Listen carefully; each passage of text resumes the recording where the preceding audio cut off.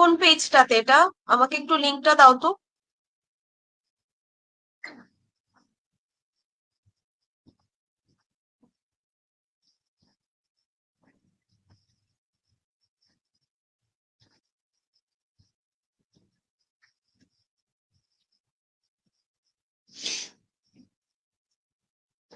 আসসালামু আলাইকুম সবাইকে, আমি ডক্টর রিজা। আজকের বেইলি সেশনে সবাইকে স্বাগত জানাই। তো আজকের ক্লাসে আমরা হচ্ছে ট্রমা চ্যাপ্টার থেকে আরো কয়েকটা টপিক পড়বো।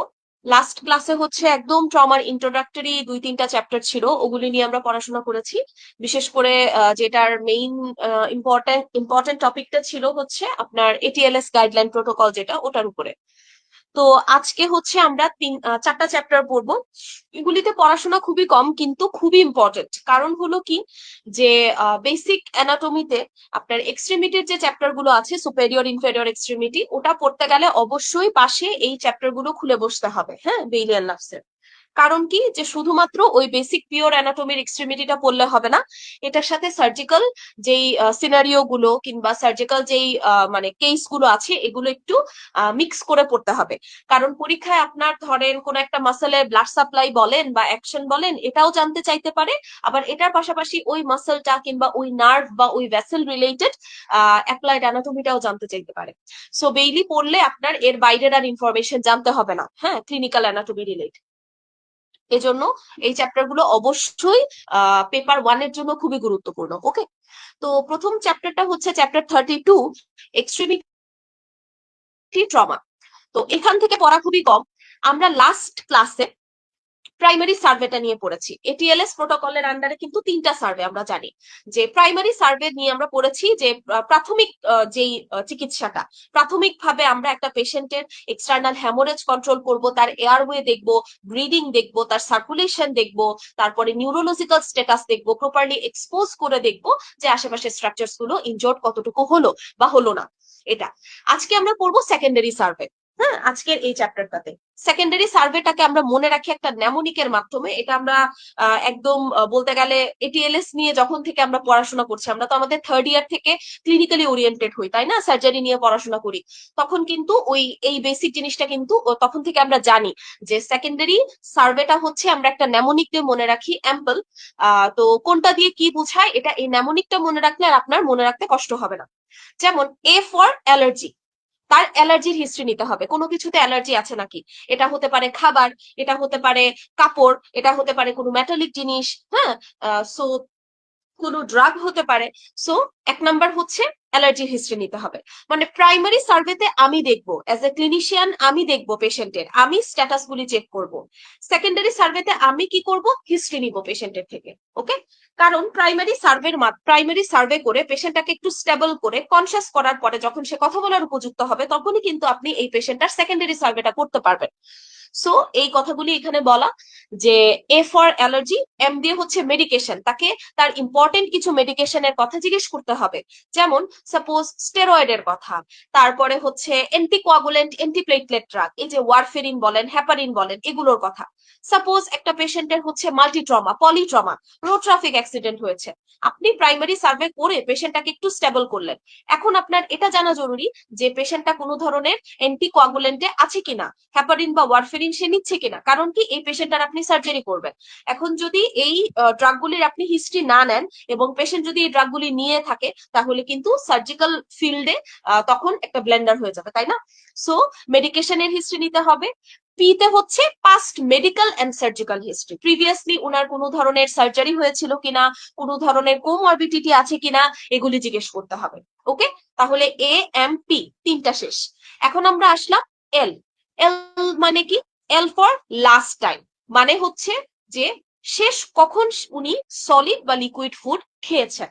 কারণ সাপোজ আমাদের যদি এই পেশেন্টার ওটি করার প্রয়োজন হয়, তাহলে আমাদের এই স্টারভেশনের পিরিয়ডটা জানা খুব ইম্পর্টেন্ট।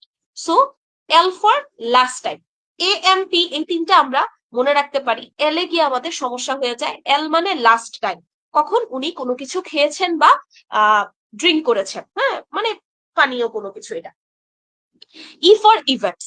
ইভেন্টস হচ্ছে যে কি হলো, এটা হচ্ছে একটা বিস্তারিত হিস্ট্রি নেওয়া, যে আপনার কি হয়েছিল, এরকম অবস্থাটা আপনার কিভাবে হলো, এরকম মানে কোন ইনসিডেন্টের জন্য ওনার এই ইনজুরিটা হয়েছে, এটাও জানা ইম্পর্টেন্ট।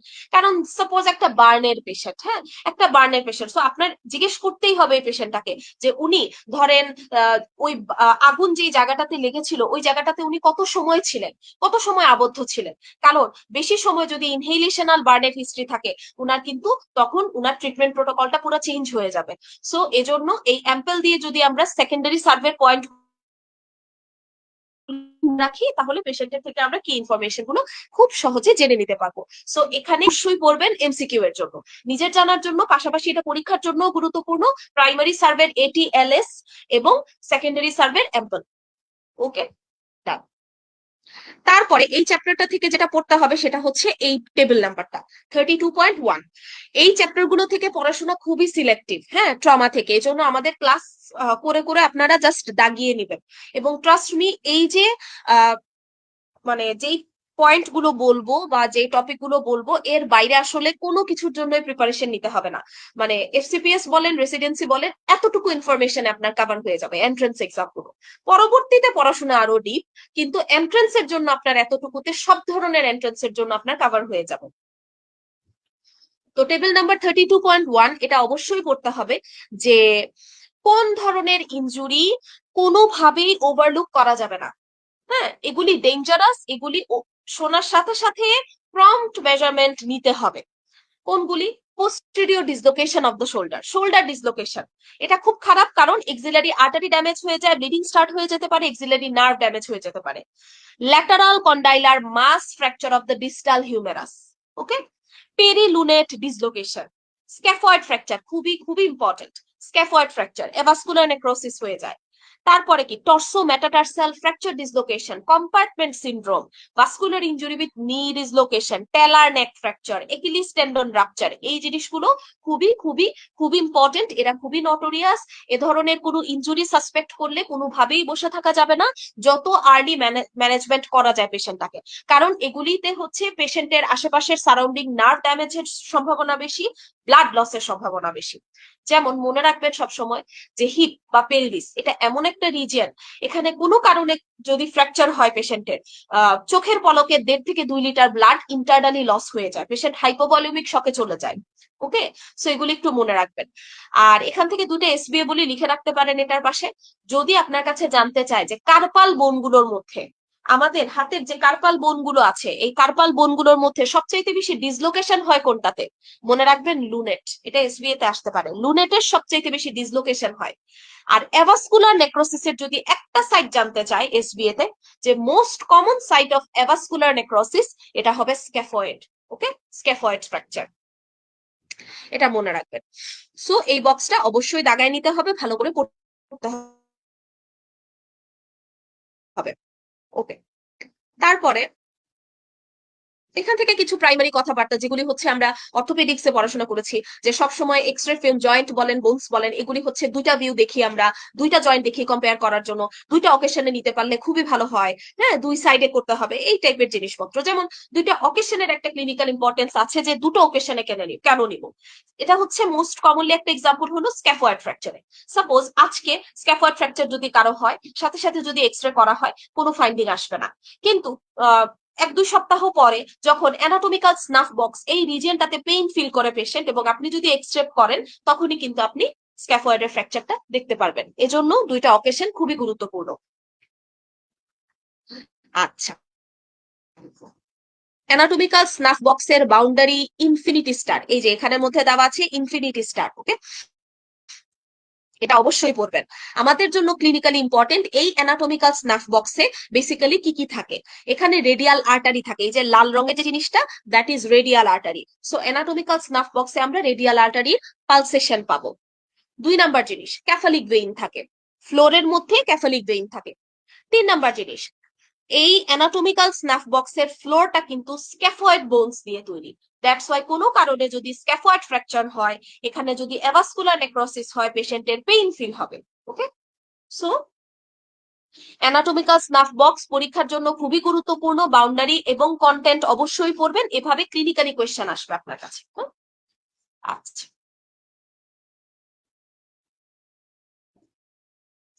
গাস্টিনো অ্যান্ডারসন ওপেন ফ্র্যাকচারের ক্লাসিফিকেশন এটা অবশ্যই পড়বেন।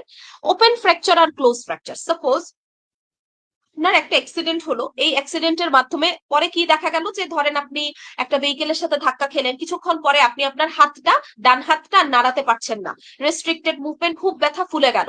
হ্যাঁ, কিন্তু বাইরে থেকে কোনো কিছু ভিজিবল না, বাট ইন্টারনালি মানে ইন্টারনালি কোনো কিছু হয়েছে কিন্তু বাইরে থেকে কোনো লিশন ভিজিবল না, জাস্ট ফুলে গেছে, লাল হয়ে গেছে, ব্যথা, আপনি নাড়াতে পারছেন না, এটা ক্লোজড ফ্র্যাকচার। ফ্র্যাকচার হয়েছে বাট ক্লোজড। সাপোজ আপনার হচ্ছে একটা মোটরসাইকেল অ্যাক্সিডেন্ট হলো, সাথে সাথে হচ্ছে আপনার ফোর আর্মের ফ্র্যাকচার তো হলোই, সাথে স্কিন মাসল পর্যন্ত একদম ওপেন হয়ে গেছে, বোনস পর্যন্ত দেখা যাচ্ছে বাইরে থেকে, দ্যাট ইজ ওপেন ফ্র্যাকচার। এবং ওপেন ফ্র্যাকচার হচ্ছে এগুলি সার্জিক্যাল ইমার্জেন্সি, এগুলি ইমার্জেন্সি কন্ডিশন। ওকে, সো গাস্টিনো অ্যান্ডারসনের ওপেন ফ্র্যাকচারের ক্লাসিফিকেশনটা অবশ্যই পড়বেন, এটা এমসিকিউ এর জন্য ইম্পর্টেন্ট, এখন পর্যন্ত আসে নাই, বাট নতুন কোনো কিছু দিলে এটা দেওয়ার কিন্তু সম্ভাবনা থাকে। এটা সহজ, তিনটা ক্লাসিফিকেশন মানে তিনটা গ্রেড করা হয় ওপেন ফ্র্যাকচারের ক্ষেত্রে। এক নাম্বারটা হচ্ছে ওপেন ফ্র্যাকচার হয়েছে বাট ছোট, 1 সেন্টিমিটারের কম। দুই নাম্বারটাতে ওপেন ফ্র্যাকচার আছে বাট একটু বড়, 1 সেন্টিমিটারের বেশি কিন্তু ওরকম উন্মুক্ত না, ওপেন না, স্কিন দিয়ে মোটামুটি ঢাকা আছে।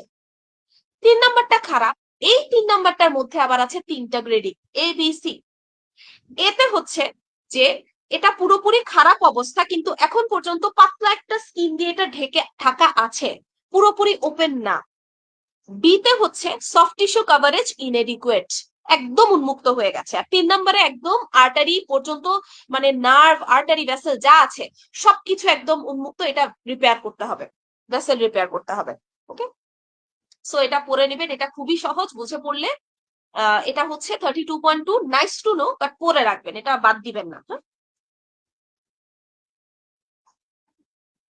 নার্ভ ইনজুরি তিন রকমের হতে পারে, নামগুলো জাস্ট জেনে রাখবেন, যে নিউরোপ্রাক্সিয়া, এক্সোটোনমে এক্সো এক্সোনোট এক্সোনোটেমেসিস, আর হচ্ছে নিউরোটেমেসিস। ওকে, এখানের মধ্যে মেইনলি কোনটাতে কি হয়, লাইক প্রতিটা নার্ভের কি থাকে, তাদের আলাদা শীট থাকে, মাইলিন শীট থাকে, ঠিক না?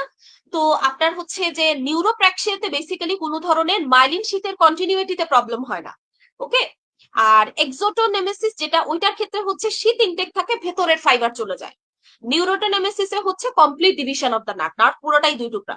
ওকে, মানে নার্ভ পুরোটাই ইনজোর্ড হয়ে যায়। সো জাস্ট তিনটা নাম মনে রাখবেন, এবং যেগুলি দাগানো পয়েন্ট জাস্ট এগুলি। হ্যাঁ, এই চ্যাপ্টার গুলোতে আসলে নাইস টু নো টপিক একটু বেশি, ছোট ছোট কিছু জায়গা আছে যেগুলি থেকে কোয়েশ্চেন আসে, ইনফিনিটি স্টার, ওগুলি একটু বলে দিব আমি। আচ্ছা,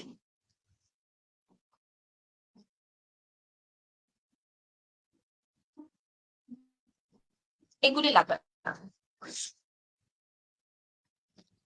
আচ্ছা, এখন হচ্ছে যে বোন হিলিং এর ক্ষেত্রে আমরা তিনটা টার্ম সবসময় জানি, যে ডিলেড ইউনিয়ন, নন ইউনিয়ন, ম্যাল ইউনিয়ন। হ্যাঁ, কোনটা কি এটা একটু রিডিং দিবেন। যে ডিলেড ইউনিয়ন যে জিনিসটা, এটাতে হচ্ছে স্লোলি হিল হয়, মানে যত সময়ের মধ্যে, এক্সপেক্টেড যে টাইমের মধ্যে হিল হওয়ার কথা, এই সময়ের মধ্যে হিলিং হয় না। ধরেন সাপোজ আমরা পায়ের ক্ষেত্রে, হাতের ক্ষেত্রে ধরে রাখলাম যে 6 সপ্তাহ, 6 সপ্তাহের মধ্যে এই বোনটা হিল হয়ে যাওয়ার কথা, কিন্তু 6 সপ্তাহ হলো না, 12 সপ্তাহ, 14 সপ্তাহ লেগে গেল, এটা ডিলেইড ইউনিয়ন। নন ইউনিয়ন মানে হবে না, হিল হবে না, ওভার 3 মান্থের মধ্যে পেশেন্টের কোনো ধরনের ইমপ্রুভমেন্ট হয় নাই, হিলিং হয় নাই, তখন এটাকে আমরা সাধারণত নন ইউনিয়ন বলি। তবে সাধারণত বলা হয়ে থাকে যে নন ইউনিয়নটা আপনার ডিক্লেয়ার করার জন্য অ্যাটলিস্ট 6 মান্থস ওয়েট করা উচিত। 6 মাসের মধ্যে যদি একটা পেশেন্টের রেডিওলজিক্যালি কোনো ধরনের ইমপ্রুভমেন্ট না দেখেন ওই ফ্র্যাকচারটার ক্ষেত্রে, আপনি নন ইউনিয়ন এটাকে বলতে পারবেন। এবং নন ইউনিয়ন পেইনলেস। ওকে, পেইনলেস, এটা একটা স্টেমে আসছিল একবার, সো এটা মনে রাখবেন যে নন ইউনিয়ন হচ্ছে পেইনলেস। এবং এই যে 6 মাস, 6 মাস হয়ে গেলেও যদি ফ্র্যাকচারটা হিল ঠিক মতো না হয়, আপনি নন ইউনিয়ন বলতে পারবেন। এই ডিউরেশনটা হচ্ছে এসবি এর জন্য খুব ইম্পর্টেন্ট। সো এই জায়গাটা থেকে একটা এমসিকিউ স্ট্যাম্প এসেছিল, এই জায়গাটা থেকে একটা এসবি ইম্পর্টেন্ট। ওকে, আচ্ছা,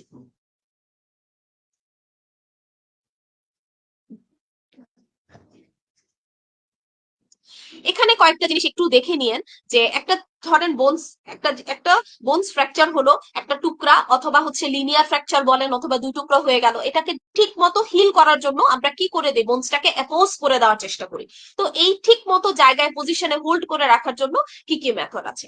আমরা ট্র্যাকশন দিই, আমরা প্লাস্টার দিই, আমরা স্প্লিন্ট দেই, আমরা কে ওয়্যার দিই, এগুলি আমাদের পরিচিত নাম, জাস্ট মনে রাখা। আমরা ইন্টারনালি ফিক্সেট করে দিই, ইন্ট্রামেডুলারি নেইল ইউজ করতে পারি, এগুলি জাস্ট নামগুলি আর কিছু না, নাইস টু নো এগুলি।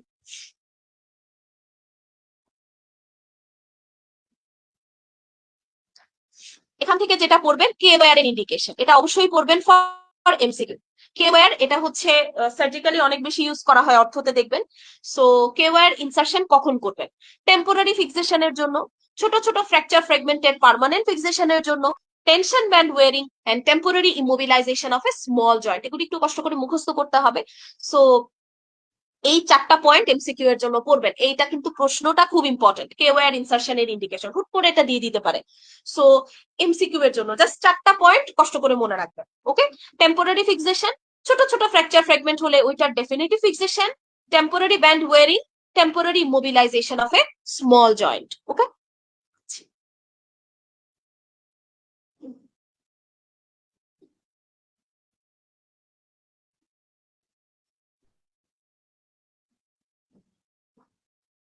আচ্ছা।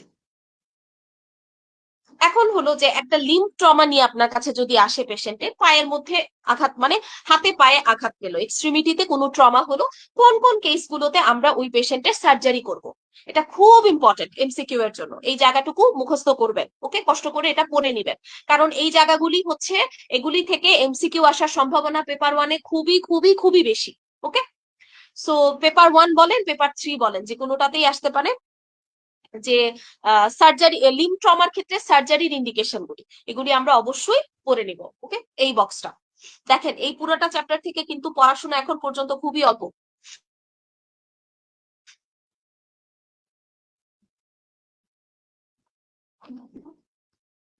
আচ্ছা, স্ক্যাফয়েড ফ্র্যাকচার এটা খুব ইম্পর্টেন্ট। ওকে, এটা থেকে পরীক্ষা প্রশ্ন আসেই আসে, এসবিএ পেতে পারেন, এমসিকিউ স্ট্যাম্প পেতে পারেন। স্ক্যাফয়েড ফ্র্যাকচারের ক্ষেত্রে দেখা যায় কি, অ্যাভাস্কুলার নেক্রোসিস মানে কি, কোন একটা বোনস যখন তার ব্লাড সাপ্লাই পাবেন না, স্বাভাবিক যে কোনো একটা জিনিস যদি ব্লাড না পায় সে অক্সিজেন পাচ্ছে না, মানে তার সেলগুলো মরে যাচ্ছে, মরে যাওয়ার পরে ওই জায়গাটা পচে যাবে, ঠিক না? তো এই পচাটাকে আমরা বলি নেক্রোসিস। সো ব্লাড সাপ্লাই এর অভাবে জায়গা পচে যাওয়া, দ্যাট ইজ অ্যাভাস্কুলার নেক্রোসিস। যেটার কমন জায়গা হচ্ছে এই স্ক্যাফয়েড ফ্র্যাকচার।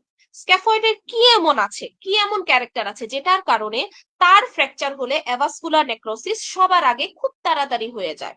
তার ব্লাড সাপ্লাই এর প্যাটার্ন। নর্মালি ধরেন একটা ব্লাড সাপ্লাই কেমন হয়, সামনে থেকে পেছনের দিকে যাবে, তাই তো? কিন্তু স্ক্যাফয়েডের ব্লাড সাপ্লাই এর প্যাটার্নটা হচ্ছে রেট্রোগেট ফ্যাশনে, ডিসটাল টু প্রক্সিমাল, পেছন থেকে সামনে। ওকে, এই কারণে হয় কি যে আপনার আহ মোটামুটি তার ওয়েস্ট বরাবর যখন ফ্র্যাকচার হয় তখন আর সামনের দিকটা ব্লাড পায় না। এই জন্য প্রক্সিমাল স্ক্যাফয়েড ফ্র্যাকচারে অ্যাভাস্কুলার নেক্রোসিসটা খুব তাড়াতাড়ি হয়, এবং এটা এসবি এর জন্য খুবই ইম্পর্টেন্ট।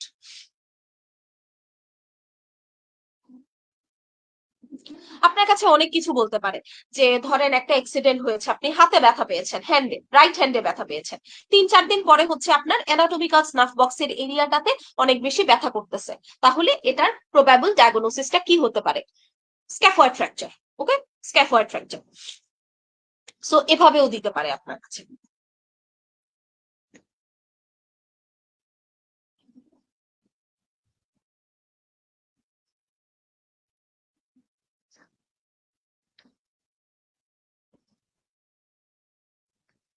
এখান থেকে আর কিছুর দরকার নাই, এই কয়েকটা জিনিস অবশ্যই পড়ে নেবেন, বক্স কয়েকটা বললাম যে এগুলো ইম্পর্টেন্ট।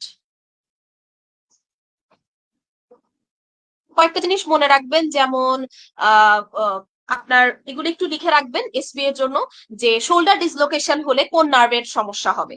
শোল্ডার ডিসলোকেশন হলে এক্সিলারি নার্ভ ড্যামেজ হয়ে যাবে শোল্ডার ডিসলোকেশনে। হ্যাঁ, তারপরে ধরেন যে সিনারিও দিয়ে বললো একটা পেশেন্টের আর্মের মধ্যে ফ্র্যাকচার হয়েছে, হ্যাঁ, হিউমেরাসের শেফটের মধ্যে ফ্র্যাকচার হয়েছে, কোন নার্ভ যাবে?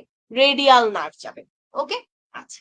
বললো যে একটা পেশেন্টের হিউমেরাসের মিডিয়াল এপিকন্ডাইল বরাবর ফ্র্যাকচারটা হয়েছে, পেশেন্টটা ব্যথা পাইছে, ব্যথা পেয়ে ইনজুরিটা কোন দিকে হয়েছে? হিউমেরাসের এপিকন্ডাইলে, মিডিয়াল এপিকন্ডাইলে। কোন nerve damage? Ulnar nerve damage. মনে রাখবেন হিউমেরাসের মিডিয়াল এপিকন্ডাইলের পেছন দিয়ে আলনার নার্ভটা যায়। ওকে, আচ্ছা। তারপরে ছোট একটা বাচ্চা মাটিতে পড়ে গেল, হ্যাঁ, সুপ্রাকন্ডাইলার ফ্র্যাকচার হয়েছে, কোন নার্ভ যাবে? মিডিয়ান নার্ভ যাবে। ওকে, এগুলি লিখে রেখে দিবেন, এগুলি থেকে প্রতিবার এসবি আসে।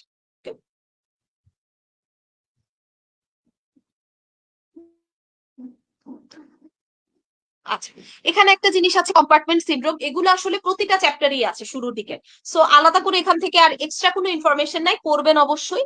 ডুয়াল বোনি যেই কম্পার্টমেন্ট গুলি আছে আমাদের, যেমন আমাদের লেগ দুইটা বোন আছে, আমাদের ফোর আর্ম দুইটা বোন আছে, তখন এই জায়গাগুলোতে খুব সহজেই আপনার প্রেসার বেড়ে যেতে পারে। প্রেসার বেড়ে কি করবে? আশেপাশের যেই ভেসেলস, নার্ভস, এগুলিকে কম্প্রেস করতে থাকে। ওকে, তখন হচ্ছে পেশেন্টের কি হয়? পেইন হয়, ওই এরিয়াটা পেইল হয়ে যায়, প্যারালাইজড ফিল হয়। ওকে, তারপরে হচ্ছে কি পালস পাওয়া যায় না। তো এটা দেখে বুঝে ফেলতে হবে যে কম্পার্টমেন্ট সিনড্রোম। ওকে, তো কম্পার্টমেন্ট সিনড্রোমের কজ গুলো পড়তে হবে।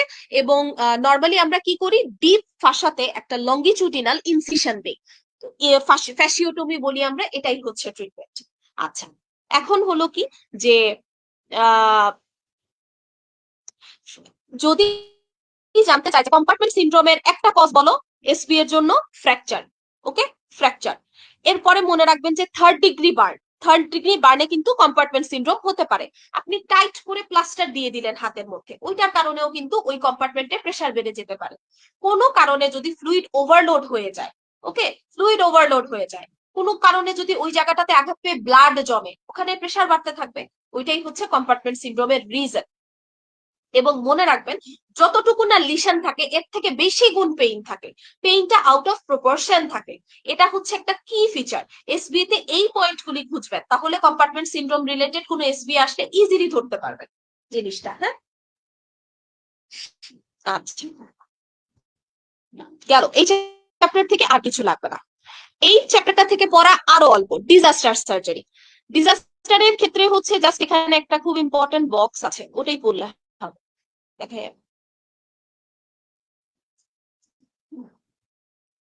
আচ্ছা, এটা একটু দেখতে পারেন। এটা হলো কি, এটা আসলে আমাদের তো আর করার সুযোগ থাকে না, উন্নত দেশগুলোতে কি করা হয় যে ধরেন একটা বাস অ্যাক্সিডেন্ট হলো, হ্যাঁ, ম্যাসিভ একটা ইনজুরি, আর্থকুয়েক হলো, কিংবা কোনো ধরনের ন্যাচারাল ডিজাস্টার অর পলিট্রমা, যে bus accident, train accident, plane crash, অথবা মানে মোস্ট কমনলি একটা বড় একটা ভেহিকল, হ্যাঁ, যাত্রীপূর্ণ ভেহিকল অ্যাক্সিডেন্ট হলো, অনেক মানুষ ইনজর্ড, ঠিক না? তখন কোন মানুষকে রেখে কাকে ট্রিট করব? এই জিনিসটার জন্য কি করা হয়েছে? একটা ট্রায়াজ তৈরি করা হয়েছে, ট্রায়াজ ক্যাটাগরি দেওয়া হয়েছে। যে আমরা ওখানে কি করা হয়, ধরেন সাপোজ একটা বাস অ্যাক্সিডেন্ট হয়েছে, 20 জন মানুষ ইনজর্ড, এখন সবারই ট্রিটমেন্টের দরকার, কিন্তু কার আগে ট্রিটমেন্টের দরকার, কাকে ট্রিটমেন্ট একটু পরে দিলে হবে, আর কে ডেড, দরকার নাই ট্রিটমেন্টের, এগুলি বের করার জন্য একটা ট্রায়াজ ক্যাটাগরাইজ করা হয়। যেমন হচ্ছে যে একদল আপনি খুঁজে পেলেন যে এই পেশেন্টটার ইমার্জেন্সি এখনই তাকে ট্রিট করতে হবে, মানে উনাদেরকে আমরা রেড ক্যাটাগরি করে ফেললাম। রেড ক্যাটাগরি, উনাকে নিয়ে 3-4 জন কাজ করবে উনার জন্য, ইমিডিয়েট ট্রিটমেন্টের জন্য। ওকে, ইমিডিয়েট দরকার। দেন সেকেন্ড গ্রুপের পেলাম আমি যে আর্জেন্ট, 1 থেকে 2 ঘন্টার মধ্যে বাঁচানোর জন্য যা যা করা সম্ভব করতে হবে। সাপোজ পাইলাম পেশেন্টটা শকে আছে, আমি সাথে সাথে ফ্লুইড অ্যারেঞ্জ করলাম, ব্লাডের জন্য পাঠালাম, হ্যাঁ, ব্লিডিংটা কমার জন্য ট্রানেক্সামিক অ্যাসিড দিলাম, ট্রানেক্সামিক অ্যাসিড, ওইটা দেখবেন আপনারা বেইলিতে খুব সুন্দর করে বলা আছে, এটা একটা life saviour antifibrinolytic agent bleeding stop করার ক্ষেত্রে, এবং এটার ক্ষেত্রে মানে যে কোনো সিচুয়েশনে আপনি এটা দিতে পারবেন। সো এই যে 1-2 ঘন্টার মধ্যে আপনি এই পেশেন্টটাকে ডিল করছেন, ওনাকে আমরা ফেলে দিলাম সেকেন্ড ক্যাটাগরি, ইয়েলো ক্যাটাগরি। ওকে, আচ্ছা। তারপরে পেলেন আপনি যে পেশেন্ট একটু স্টেবল আছে, কিন্তু ধরেন পা মচকায় গেল, হাত মচকায় গেল, কিংবা ছোটখাটো ফ্র্যাকচার হয়েছে, হাত নাড়াতে পারছে না, হাতে ব্যথা করতেছে, মানে মোটামুটি পেশেন্টটা স্টেবল আছে, বসতে পারতেছে, কথা বলতে পারতেছে, ওরিয়েন্টেশন ঠিক আছে, বাট ইনজুরি আছে। এই পেশেন্টটা এতটা আর্জেন্ট না, আমরা গ্রিন ক্যাটাগরিতে ফেললাম, আস্তে আস্তে ওনার কাছে আমরা আসতেছি। ওকে, আচ্ছা। আর যেই পেশেন্টটা ডেড, কোনো কিছুই আপনি পাচ্ছেন না, কোনো ভাইটালসই পাচ্ছেন না, দ্যাট ইজ আনসালভেজেবল ব্ল্যাক ক্যাটাগরিতে। আপনি এই পেশেন্টটা নিয়ে তখন আর তাড়াহুড়া করার দরকার নাই, ওটা আলাদা প্রসিডিউরের মাধ্যমে করবে মানুষজন, ওনাকে ব্ল্যাকে আমরা ফেলে দিলাম। ওকে, সো এটার মাধ্যমে দেখা যায় যে ওই সিচুয়েশনটাতে এভাবে ক্যাটাগরাইজ করে নিলে সব পেশেন্ট সমানভাবে ট্রিট হয়। ওকে, সো এটা খুব ভালো একটা জিনিস এবং এটা পড়বেন।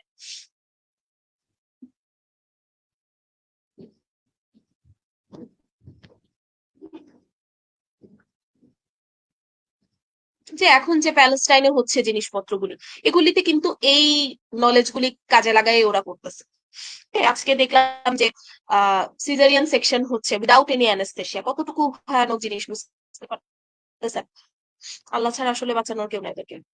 আচ্ছা, এখন হলো কি যে আহ এই বক্সটা সামারি বক্স 33.6, এটা একটু পড়বেন যে principal of debridement and initial wound care. মানে একটা অ্যাক্সিডেন্টে রোগী আসলো, একদম খুব বেশি পায়ের মধ্যে ধরেন ইনজোর্ড, হ্যাঁ, মাসেল টাসেল সব ওপেন হয়ে গেছে। এখন এই পেশেন্টটাকে আমরা কি করব? শুরুতেই হচ্ছে আমরা সাধারণত কি কি ইনজোর্ড হলো এগুলি খুঁজবো, ফরেন বডিগুলি আস্তে আস্তে ডিব্রাইড করার চেষ্টা করব, জেট ফ্লোতে টেপ ওয়াটার দিয়ে এটা ধোয়ার চেষ্টা করব, মানে ওয়াশ দিব, অথবা নর্মাল জেট ফ্লোতে স্যালাইন ওয়াশ দিব। তারপরে কি মেজর ভেসেল গুলি রিপেয়ার করব। ওকে, তারপরে কি স্কেলেটাল স্টেবিলাইজেশনের জন্য external fixator, delayed primary closure, wound প্রথমে ড্রেসিং করে করে ওপেন রেখে দিব, পরবর্তী সময় আমরা এটা ক্লোজ করে দিয়ে আসবো, এরকম। হ্যাঁ, টাইট কোনো ড্রেসিং, কোনো প্লাস্টার এসব দেওয়া যাবে না, এবং অবশ্যই লিমটাকে এলিভেট করে রাখতে হবে, আদারওয়াইজ ইডেমা হয়ে যাবে। ওকে, এই কমন কিছু জিনিস এখানে বলা। এটার মধ্যে যেগুলি এসবি এর জন্য দাগায় দেওয়া, এই জিনিসগুলি অবশ্যই এসবি এর জন্য করবেন। ওকে, আচ্ছা, এই চ্যাপ্টারটা থেকে পড়া কম। এখানের মধ্যে আপনি টিটানাস পাবেন, নেক্রোটাইজিং ফাসাইটিস পাবেন, এগুলি আসলে 5 নাম্বার আর 6 নাম্বার চ্যাপ্টার থেকে পড়বেন। ওকে, এখানের মধ্যে সেম ইনফরমেশন, এক্সট্রা কোনো কিছুই নাই, বাট 5 আর 6 থেকে ওখানের মধ্যে হচ্ছে সার্জিক্যালি বেশি ইম্পর্টেন্ট।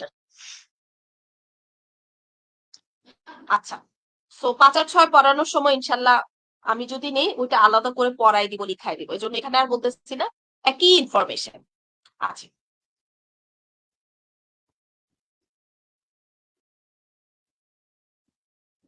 এখান থেকে আর কিছু নাই, ওই ক্যাটাগরাইজেশনটা আর ওই বক্সটা পড়লেই হবে। আর 34 নাম্বার চ্যাপ্টারটা থেকে হচ্ছে কনফ্লিক্ট সার্জারি, এখানেও পড়া খুব কম। একটা বক্স আছে মনে হয় ব্লাস্ট ইনজুরি, ওইটা ছাড়া আর কিছুই পড়া নাই এখানে। ব্লাস্ট বা এক্সপ্লোশন, হ্যাঁ, এই যে এটা এটা পড়বেন, এটা এটা থেকে এসবি আসতে পারে।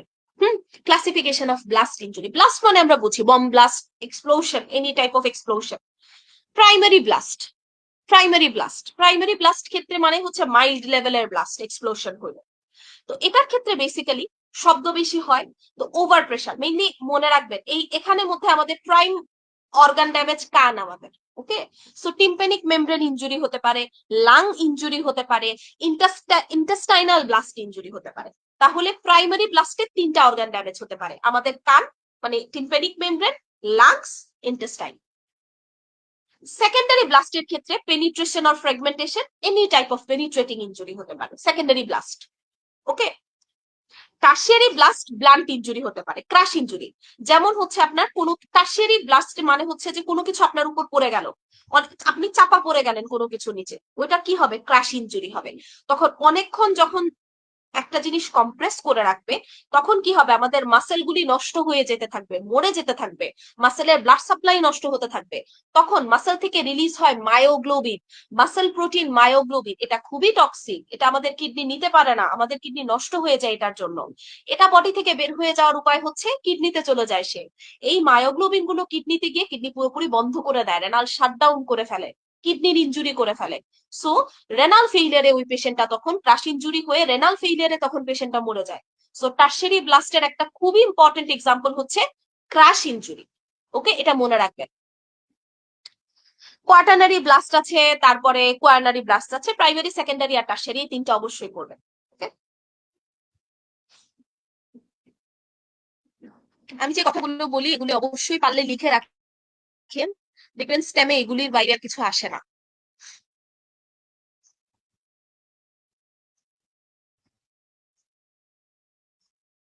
আচ্ছা, আর এখান থেকে হচ্ছে এই চ্যাপ্টার থেকে তো পড়া আরো কম,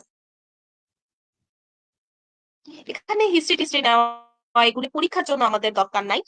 আমাদের মাস্কুলোস্কেলেটাল সিস্টেমের হিস্ট্রি মানে কি, আমরা হচ্ছে কিভাবে ইনজুরিটা হলো, আমরা ওই লিম্বটা দেখি, পেশেন্টের রেস্ট্রিক্টেড মুভমেন্ট, সোয়েলিং আছে কিনা, টেন্ডারনেসটা দেখি, ক্র্যাপিটেশন ফিল হচ্ছে কিনা, পেশেন্টের হচ্ছে কোনো ডিফর্মিটি ডেভেলপ করলো কিনা, তারপর আশেপাশের ভেসেল আমরা পালস চেক করি, ঠিক না, যে ভেসেল ইনটেক আছে কিনা, ওই জায়গায় সেন্সেশন পাচ্ছে কিনা। এই তো ওভারঅল আমাদের মাস্কুলোস্কেলেটাল সিস্টেমের আমরা জার্ক গুলো দেখি। সো এটাই হচ্ছে মাস্কুলোস্কেলেটাল সিস্টেমের ওভারঅল এক্সামিনেশন, তাই তো? আচ্ছা, এখান থেকে একটা খুব ইম্পর্টেন্ট এসপি এর বক্স আছে, যেটা আমি বলি।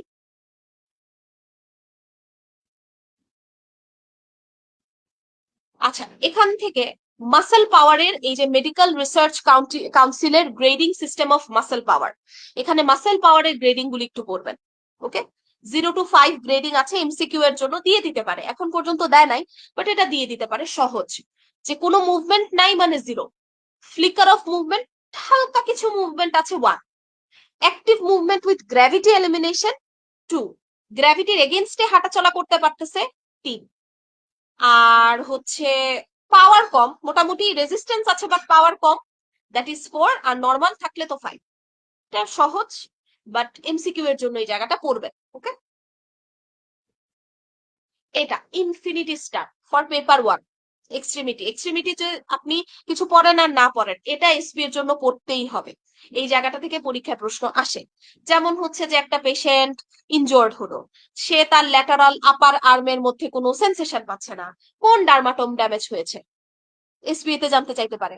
ল্যাটারাল মানে উপরের, হাতের উপরের দিকে ল্যাটারাল সাইডটাতে সে কোনো সেন্সেশন পাচ্ছে না, কোন ডার্মাটম বরাবর তার ড্যামেজ হয়েছে, C5, এসবি তে জানতে চাইতে পারে, এইভাবে প্রশ্নটা আসবে। ওকে, মিডিয়াল ফোরামে কোনো সেন্সেশন পাচ্ছে না, কোন রুট লেভেল, কোন নার্ভ রুট গিয়েছে, কিংবা কোন ডার্মাটোমের সমস্যা, কোন নার্ভের প্রবলেম, T1। ওকে, সো এইভাবে করে করে এটা পড়তে হবে, খুবই খুবই খুবই ইম্পর্টেন্ট। ওকে, এই বক্সটা অবশ্যই এসবি এর জন্য করতে হবে। ইনফিনিটি স্টার,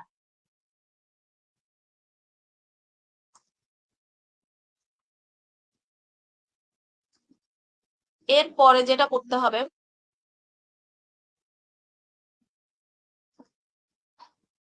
কয়েকটা টেস্ট আছে।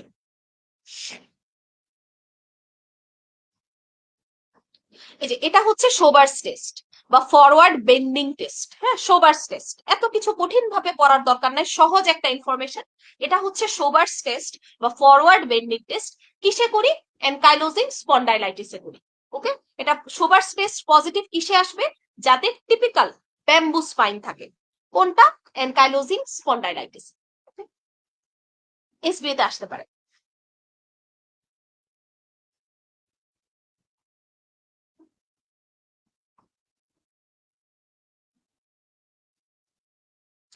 আচ্ছা, স্পাইন এক্সামিনেশনের ক্ষেত্রে আমরা কিছু টেস্ট করি, জাস্ট টেস্টগুলোর নাম করবেন। হ্যাঁ, ট্রু ফলস এর জন্য ইম্পর্টেন্ট। সো এই টেস্টগুলোর জাস্ট নামগুলো করবেন, আর কিছু না। ইনফিনিটি স্টার একটা বক্স, থিনার এমিনেন্সের মধ্যে থিনার মাসেল অ্যাট্রোফাইড হয়ে যাচ্ছে, কোন নার্ভের palsy? Median nerve. Hypothenar muscle atrophied হয়ে যাচ্ছে, কোন নার্ভের সমস্যা? আলনার নার্ভ। ইন্ট্রান্সিক মাসেল হাতের ইন্ট্রান্সিক মাসেল ওয়েস্টিক, কোন নার্ভের সমস্যা? আলনার নার্ভ। ওকে, খুবই খুবই খুবই ইম্পর্টেন্ট। এগুলি একবার দেখতে পারেন, বাট নট সো ইম্পর্টেন্ট। বিশেষ করে প্রথম দুইটা দেখলেই হয়। অস্টিও আর্থ্রাইটিসের রোগীদের প্রক্সিমাল আর ডিস্টাল ইন্টারফ্যালাঞ্জিয়াল জয়েন্ট গুলিতে নোডিউল পাওয়া যায়। ক্রনিক অস্টিও আর্থ্রাইটিসের রোগীদের, এদেরকে আমরা ডাকি হেবার্ডেন নোডিউল এন্ড বুচার্স নোডিউল। এগুলি একটু পড়বেন।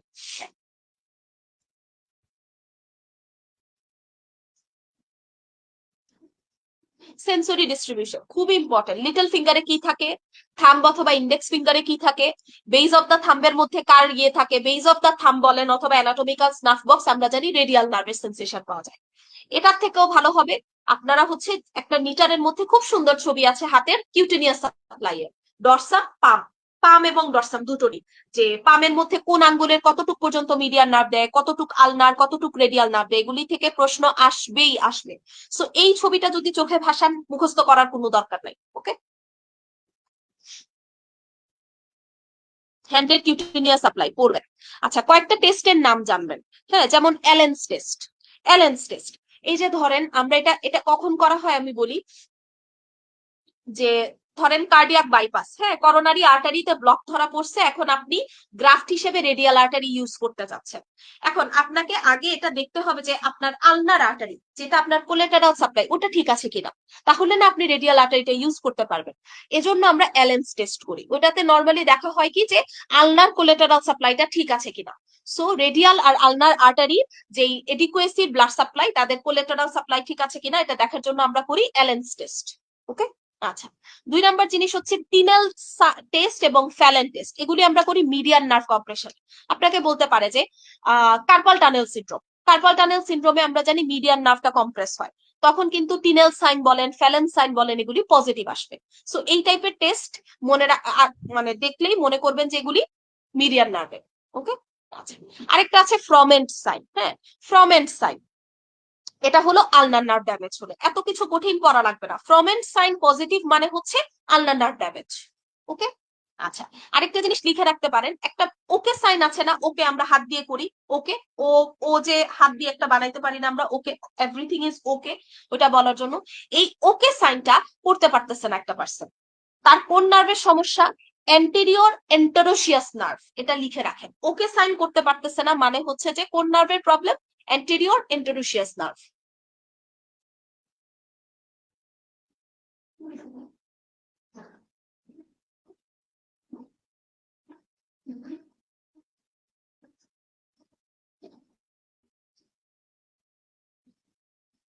এই যে এই টেস্ট গুলো হেডে ক্ষেত্রে করবেন মিডিয়ার নার্ভ। আচ্ছা, এই যে দেখেন ওকে সাইন, এটা করতে পারে না। আচ্ছা,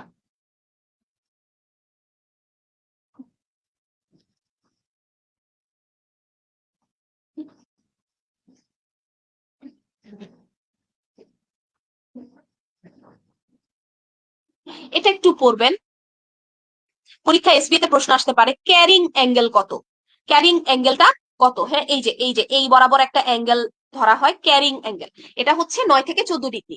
হ্যাঁ, আর হচ্ছে ফিমেইলের ক্ষেত্রে 2-3 ডিগ্রি একটু বেশি হয়।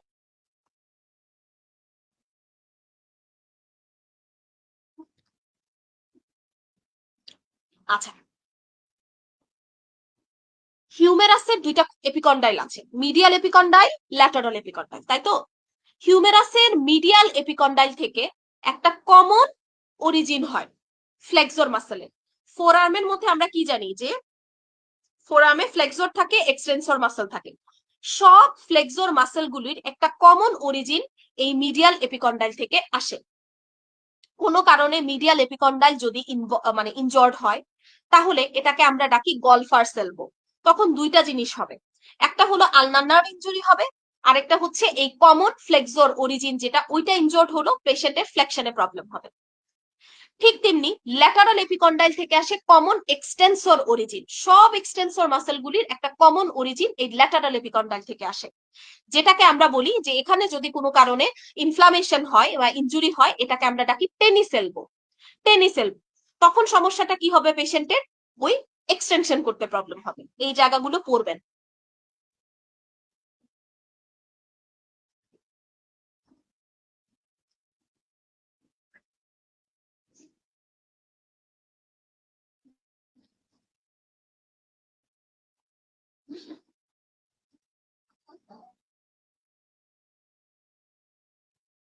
রোটেটর কাফ মাসেল কি কি আছে, কোনটা নার্ভ সাপ্লাই কি, কোনটা কি কাজ করে, অবশ্যই করবেন, এগুলি থেকে পরীক্ষা প্রশ্ন আসে। ট্রেন্ডেলেনবার্গ টেস্ট, এটা লোয়ার এক্সট্রিমিটিতে পড়ানো হবে আপনাদেরকে। এখান থেকে জাস্ট একটা জিনিস লিখে রাখবেন, ট্রেন্ডেলেনবার্গ টেস্ট পজিটিভ মানে কোন মাসেলে problem? Gluteus medius and minimus. এটা পরীক্ষায় প্রশ্ন আসে, gluteus medius and minimus, not maximus. Okay. মানুষ বসলে আর উঠতে পারে না, বসলে আর উঠতে পারে না, বসা থেকে উঠতে সমস্যা হচ্ছে, তার কোন মাসেলে প্রবলেম? Gluteus Maximus. এই যে কথাগুলো বলতেছি, প্রতিটা জিনিস পরীক্ষায় আসে।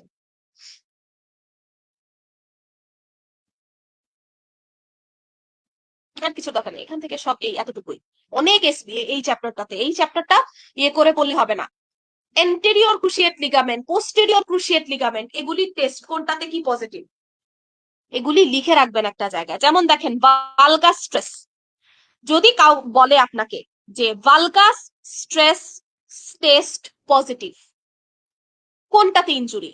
Medial collateral ligament. যদি বলে varus stress test positive, valgus stress positive মানে মিডিয়ালে problem, varus test stress test positive মানে ল্যাটারাল কোলেটারাল লিগামেন্টে প্রবলেম। ওকে, আচ্ছা। Anterior cruciate ligament, anterior cruciate ligament যদি ইনজুরি হয় তাহলে একটা টেস্ট পজিটিভ হবে, কোনটা? Lachman test. Lachman test just নাম পড়লে হবে। আমি এগুলি প্রসিডিউর বলে জিনিসটা কঠিন করতেছি না, তখন আর এই চ্যাপ্টারটা পড়তে ইচ্ছা করবে না। এখান থেকে অনেক এসবিএ কিন্তু শর্টকাটে পড়াশোনা। ল্যাকম্যান টেস্ট, এটা এটা করে আমরা কি বুঝতে পারি? ACL rupture. Okay, Lachman test. আচ্ছা, তারপরে কি? Anterior drawer test. এই দুইটা টেস্ট হচ্ছে অ্যান্টেরিয়র ক্রুশিয়েট লিগামেন্ট রাপচারে পজিটিভ হয়। একটা হচ্ছে ল্যাকম্যান টেস্ট আর একটা হচ্ছে অ্যান্টেরিয়র ড্র টেস্ট। ওকে, ঠিক তেমনি পোস্টেরিয়রের ক্ষেত্রে হচ্ছে পোস্টেরিয়র ড্র টেস্ট পজিটিভ হয়। মিনিস্কাল টিয়ারের ক্ষেত্রে ম্যাকমুরে টেস্ট পজিটিভ আসে। ম্যাকমুরে টেস্ট পজিটিভ, কোন স্ট্রাকচার ইনজর্ড হয়েছে? মেনিস্কাই। ওকে,